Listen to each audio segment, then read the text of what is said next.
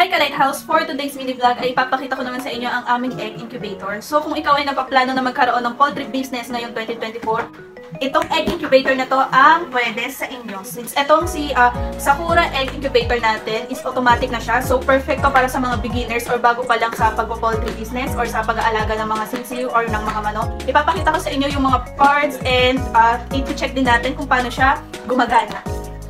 So meron na siyang manual.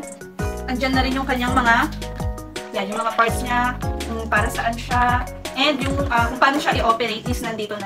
Then, meron din siyang flashlight. So, ito ginagamit naman siya para i-check yung development ng ating sisiw doon sa itlog. Pero ito, kahit hindi na siya, spare lang naman to dahil meron na siyang built-in candler dito sa ating egg incubator. So, meron din siyang power cord.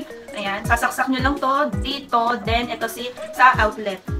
Tapos, meron din siyang pang battery naman. Since itong ating egg incubator, dual power na siya, pwede nyo siyang isaksak direct sa outlet, pwede rin siyang gamitan ng battery. So, ang compatible sa kanya is 12 volts na battery. So, makakabili kayo nun sa mga bilihan ng battery ng ano. So, makakabili kayo nun sa mga motorcycle battery shop, kineme.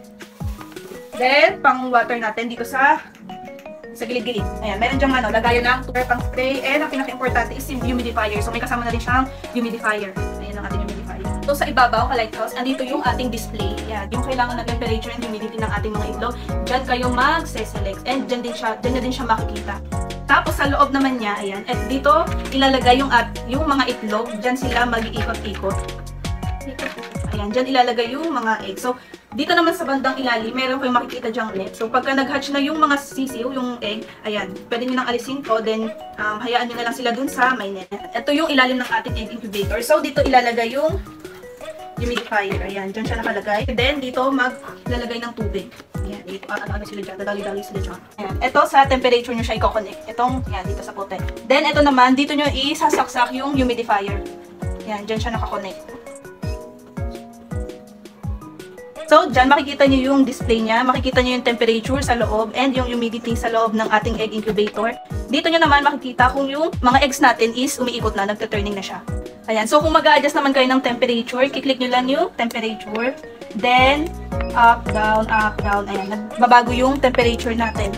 So, kung kailangan nyo mag-adjust ng temperature na kailangan ng ating mga sisiw, ayan, pindutin nyo lang yung temperature, then pagka sa tingin nyo okay na sa inyo, save nyo lang, click nyo lang yung temperature, then nakasave na siya. Pag humidity naman yung kailangan yung baguhin, click nyo lang din yung humidity. Up, down, up, or ano lang, ayan, magbabago naman na siya. Then, pag okay na sa inyo, save nyo lang ulit. Click nyo lang yung humidity. Ito naman yung candler natin. Yan, dyan, umiilaw siya. So, kung gusto nyo makita na yung development ng mga sisiw nyo, itapat nyo lang dyan yung itlog para makita nyo kung gano'n na ba kalaki yung para na monitor nyo yung mga sisiw. Ayan. Kung gusto nyo naman ng automatic na mag-select yung ating humidity and temperature, ayan, click nyo lang yung mode ng matagal. Ayan, magse-select na siya sa, ayan, ito chicken siya. So, kung itlog ng manok yung nasa loob ng incubator nyo, ayan, nakaselect na siya sa chicken and sa humidity and temperature na tama doon sa itlog na nakalagay doon sa incubator nyo. So, paano kung nawalan kayo ng kuryente? Ayan, mamamatay yan. Pag nawalan kayo ng kuryente ka-Lighthouse, pwede itong i-connect sa battery. So, ito yung cable niya for battery. Sasaksak nyo lang siya sa dito. Ayan. Then, ito is i-connect nyo dun or i-clamp nyo dun sa battery. Again, 12 volts na battery ang compatible sa kanya sa ating egg incubator. Ang hatching rate pala ng ating egg incubator ay 90 to 98%. So, kung gusto mo ng successful hatching rate, itong egg incubator na to ang pwedeng at recommended namin sa inyo ka-Lighthouse dahil sobrang taas na ng hatching rate niya, 90 to 98. So, ito rin is para na siyang 3-in-1. Pwede siyang setter, hatcher, and brooder na egg incubator. So, ayun ka-Lighthouse, available sa aming store hanggang 1 layer, 2 layers, 3 layers, 4 layers, and 5 layers na egg incubator. Available yan sa aming online shop. Meron din kami sa aming physical store. So, message nyo lang kami para ma-assist namin kayo. Ayan, Lighthouse Enterprise. Ayun lang. Thank you for watching. Bye-bye!